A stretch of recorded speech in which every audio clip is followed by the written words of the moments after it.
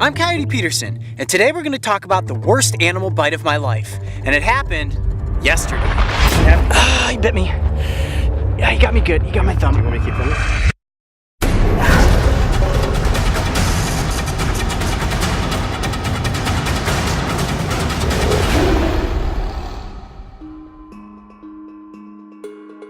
Since beginning this journey of bringing wild animal adventures to the world, I have found myself in many dangerous situations.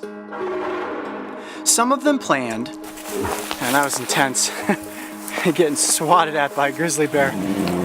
Okay, so now we want to get you guys up close with some of Adam's incredible features. Some of them by chance. This turtle just bit the top of my thumb off. Big time.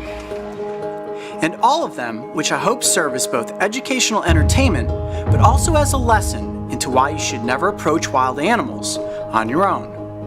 And that's just gonna keep bleeding and bleeding. My job is dangerous. I think we can all agree on that. And sometimes, I do push things to the extreme. 1, 2, 3. Ah!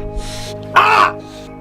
However, anytime we visit a location, like Arizona's Sonoran Desert, we try to be as calculated and safety conscious as we can. Priority number 1, guys, is safety. This environment is incredibly hostile, and if the heat doesn't get you, watch your step, because the biological landmines just might. That is so cool. This is the second Gila monster that we've encountered in the Sonoran Desert, and it's a big one. He doesn't want anything to do with us right now. He's just laying low to the sand saying, okay, don't get any closer. And while I have encountered, handled, filmed, and released many dangerous creatures, even I make mistakes.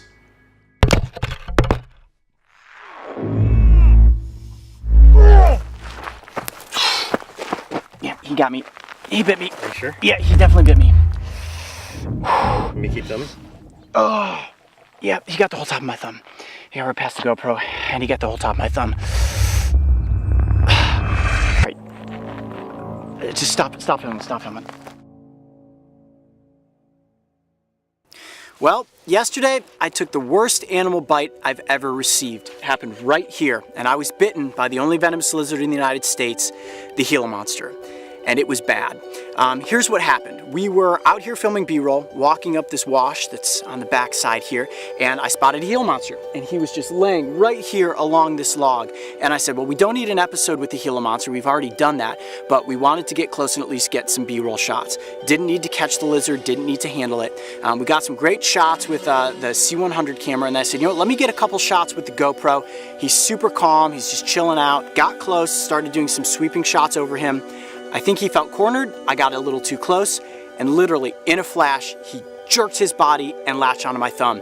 Immediately, my natural reaction was to pull my thumb back extremely quickly, which I did, and that's why I have all these razor blade looking slices on my thumb. I literally yanked my finger out of his mouth. I grabbed onto my finger the moment that I was bitten, and almost immediately, the pain from the venom started surging through my hand. Oh my God, it burns already. It's burning really bad already. Oh God! He turned and just spun, and I got right past the GoPro and bit my thumb. Now, I was extremely fortunate in this situation. After the bite, we consulted with reptile experts and venom experts. Now, there's no anti-venom that you can take for a Gila Monster bite. We monitored my body for hours at a time. We made sure that my heart rate was low. We monitored the swelling. We took photographs, as you'll see some of the photographs here. As the hours went by, the pain was so excruciating, I really just had to go into a mental state where I told myself, you can make it through this pain.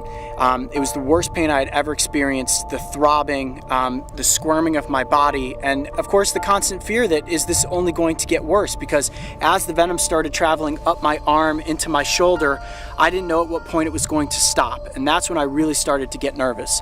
And it was really mind over matter at that point. The fact that I didn't go into any sort of anaphylactic shock, I knew that I was going to be okay. It was just a matter of toughing through the pain, which was kind of like they explain, hot lava coursing through your veins. It's been 24 hours and I feel extremely fortunate to only have a swollen and sore thumb right now. Anytime you're bitten by an animal, venomous or non-venomous, make sure that you seek medical attention. This was not the Gila Monster's fault in any way whatsoever. I got too close. So hopefully there's a good lesson that comes away from this. Gila Monsters are not an animal that you should ever go out and try to handle. If you see one in the wild, take a photograph from a safe distance. Give it 5 feet. Zoom in with your lens and take a photograph like that. I learned the hard way, and I know from here on out, I'm certainly going to give Gila Monsters the space that they deserve. I'm Coyote Peterson. Be brave, stay wild. We'll see you on the next adventure. If you thought that was one wild adventure, check out the time I was chomped by an alligator lizard. And don't forget, subscribe to join me and the crew on this season of Breaking Trail. They're called alligator lizards for a reason. Ah! Ow! Ow! Ow!